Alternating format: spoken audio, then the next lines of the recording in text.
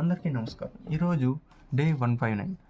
భారతదేశం ఎప్పుడూ ప్రపంచానికి గొప్ప వైద్యశాస్త్రాన్ని అందించింది. మన ప్రాచీన వైద్యశాస్త్రం ఆయుర్వేదం గురించి చెప్పడం అంటే కేవలం ఒక ఔషధం కాదు, జీవనశైలిని, శరీర ఆరోగ్యం, మనస్సు, ఆత్మ ఏ విధంగా కలిసి పనిచేస్తాయో మనకు అర్థమవుతుంది. ఆయుర్వేదం ప్రపంచంలోనే ఒక అత్యంత పూర్వకాల వైద్య విధానం.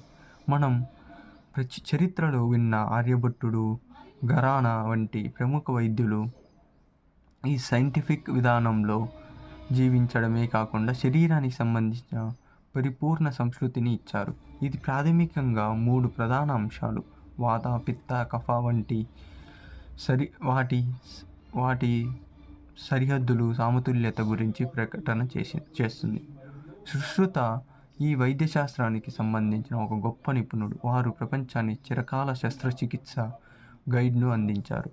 వారి సుశ్రుత సంహితలో శస్త్రచికిత్సలో పోతలాలు, రెస్పిరేటరీ పద్ధతులు ఎలా జరగాలో విపులంగా వివరించారు. ఈ శాస్త్రంలో వంటకం, పానీయాలు, నూనె వంటి వాటి ద్వారా ఆరోగ్యాన్ని మెరుగుపరచడం మరియు ఆధ్యాత్మికత విధానాలు కూడా ఉన్నాయి. మన పెద్దలు విన్న ఉష్ణ నిక్షేపం, ప్రతిపులి ఎంచుకున్న బింజరు వంటి పద్ధతులు ఇవన్నీ అనేక రుగ్మతలను నివారించేందుకు చక్కగా ఉపయోగపడతాయి.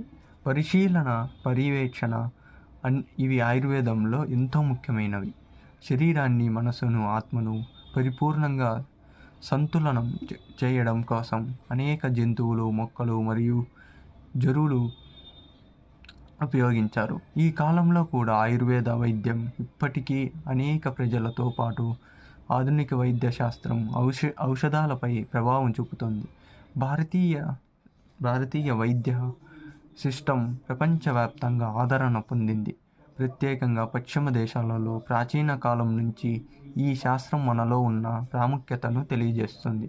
ఇది కేవలం ఆరోగ్యంనే కాదు, జీవిత విధానాలు, ఆత్మశాంతి మరియు పరిమాణం నేర్పుతుంది. రేపు మరొక అద్భుతమైన భారతీయ ఆవిష్కరణ గురించి తెలుసుకుందాం.